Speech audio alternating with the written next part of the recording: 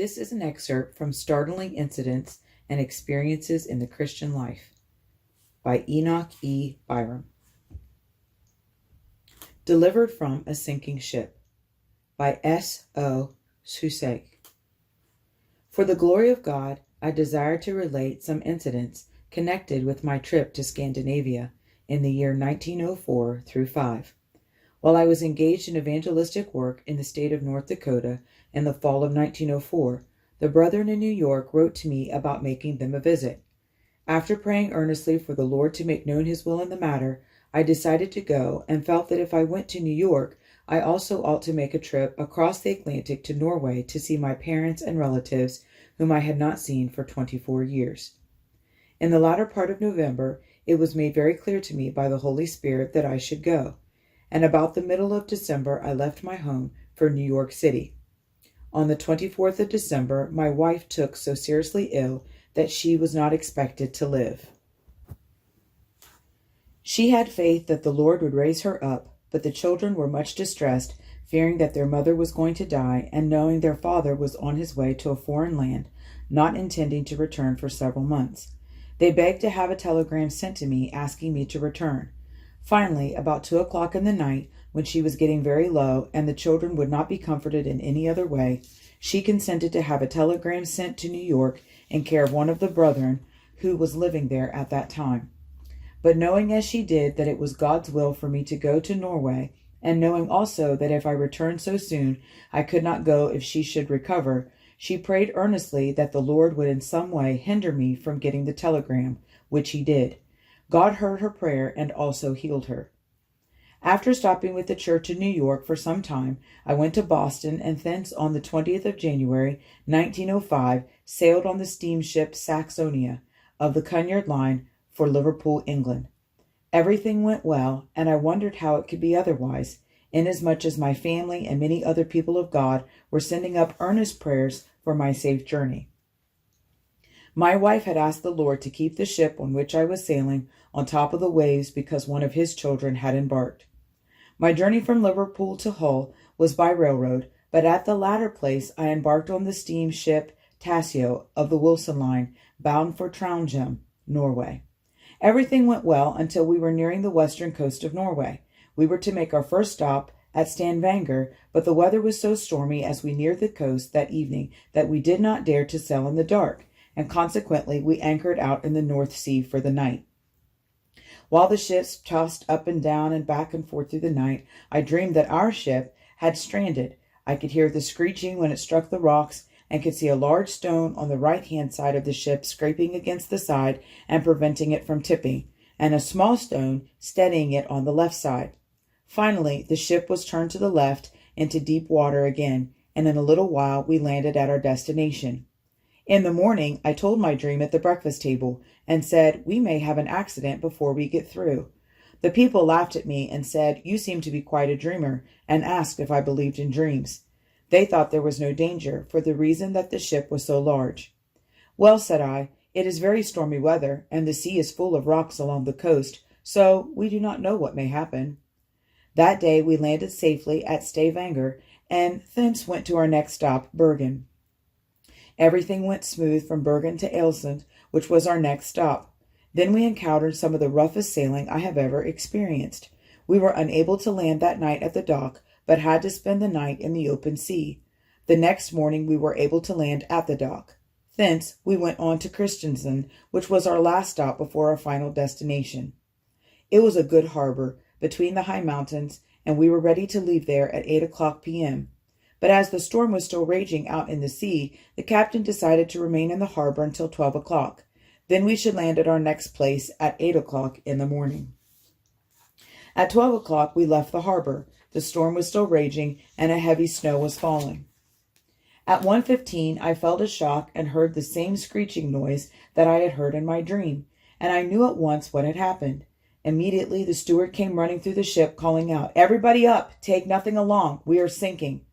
Quicker than I can tell you, the passengers were all on deck, some throwing away their tobacco, some leaving behind empty whiskey bottles. I got up, dressed, took my Bible, and read a little, then knelt down and had prayer. The steward came back and said, "Aren't you in a hurry?" I said, "No, The Bible says, 'He that believeth shall not make haste.'" He looked at me and went on. On the deck, the snowstorm was whistling wildly through the tackling of the ship, and the seamen were working with all their might to lower the lifeboats. Others were running to and fro. Some women were crying aloud, while the water was pouring into the sides of the ship. The pumps were working to their full capacity, throwing out the water. It was indeed a sad sight. As a seaman was running by, I asked him to direct me to the pilot. He looked at me and answered in a harsh voice, "What do you want with the pilot?" and went on his way. A little farther on, I met another seaman and asked him the same question. He said, "The pilots are over there with the captain," pointing to 3 men who were standing a short distance away. I walked over to where they were standing and conversing with each other, and told them that I was looking for the pilot. One gray-haired, long-bearded man said, "We too," and pointed to another of the same type as himself. Then I said, "We are off the rock now, are we not?" "Yes," he replied. "Did you turn to the left when you turned off the rock?" I asked. "Yes," he answered. "If that is the case, we need not go into the lifeboats," I replied. The captain looked at me and said, "Do you know anything about navigation, man?" pointing to the water that was being pumped out of the ship. An English lady standing by crying said, "Oh, now I shall never see my son in England any more." I said, "Yes, mother, be quiet. You will see your son yet. I believe this ship will land us safely in Trondheim." Then I told my dream to the captain and those standing by, and when I finished speaking, I saw the tears running down the weather-beaten cheeks of the pilots, and one of them said to the captain, "This man may be more right than we, because as long as this ship can hold up, we are safe. But if we go into the boats in this fearful weather and dark night, we shall soon be dashed to pieces against the rocks." Then the pilot said to me, "Our ship struck 28 feet in the water, and the rock we struck was only 12 feet under the water. So you see, it is a miracle that our ship is not in two and one end on each side of the rock. Had that happened, no one would have ever known what became of us, because we are now in 53 fathoms of water." He went on to say that we were going only at half speed, and that he thought that helped some. Orders were then given not to lower the lifeboats, but they hung ready a few feet from the sea. During the conversation, the first mate, a fine, tall Englishman, came and listened. When we ceased talking, he said to me, "Will you kindly go with me to the front of the ship and see if you can discern any lights?" I said, "Sir, I do not understand anything about navigation." He still insisted that I should go with him. As we came to the front of the vessel, I saw 3 lights, but he could not see them. So he said to me, "You watch for them, and I will go after the captain." They both came running, and the captain could not see the lights. Turning to me, he said, "You must be mistaken." "No, sir," I replied. "I can see them now." He then asked me the color of the lights. After I had given him a description of the lights, he saw them himself and exclaimed, "They are steamers. Where are we?" Later, I saw some other colored lights. We remained there in the storm until about 6:15 a.m. and then moved out into the bay at full speed. The pumps were in full operation, but our ship was tilting backward more and more as if it were going to stand on one end.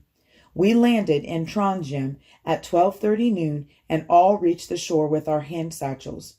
In a little while, the pumps stopped as the ship was filled with water and it sank in the harbor. I saw an account of the wreck in a Norwegian paper after the ship had been raised and placed on a dry dock. The paper stated that the cargo was almost a total loss and that the damage to the ship was about $10,000, that nearly every plate from midship to the stern was torn loose, just as I had seen in my dream, and that it was a wonder or a miracle that the ship did not sink sooner. The Lord verified his promise by hearing the prayers of his people to protect me and bring me safely to my destination. The blessings of salvation never seemed more real to me than at that time, as I was enabled to be calm and quiet through all the peril, having a sweet assurance that the mighty arm of God was upholding me and protecting not only me, but those who were traveling with me. He hears and answers prayer. Those who trust and believe in him, he often saves from death and destruction. My return home was just as eventful as my journey to Norway.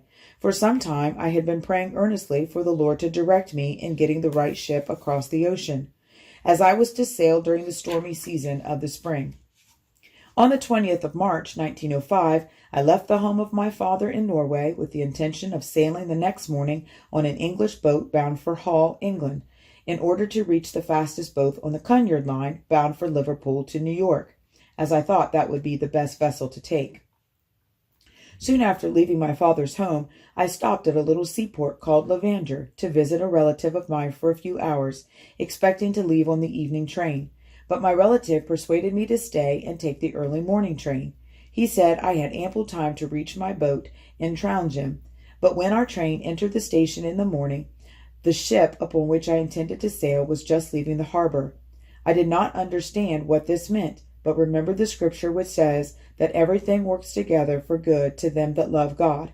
Had my plans of reaching the fast steamer from Liverpool to New York carried, and had the ship sailed on scheduled time, I should have been in New York in 10 days. Now I had to make the best of the situation. I decided to embark on the steamship United States of the Scandinavian American line from Christiania, which was due in New York just 1 week later than the other ship, and which, if run on scheduled time, generally arrived at New York in 9 days after leaving Christiania. We sailed from Christiania on time, but after being out in the sea for a day, we found to our surprise and to the dissatisfaction of many of the passengers that instead of going direct to New York, we had to go to Azores to pick up some passengers from another ship of the same line, as the shaft of that ship had been broken in a storm in the Atlantic Ocean and the ship had drifted to those islands.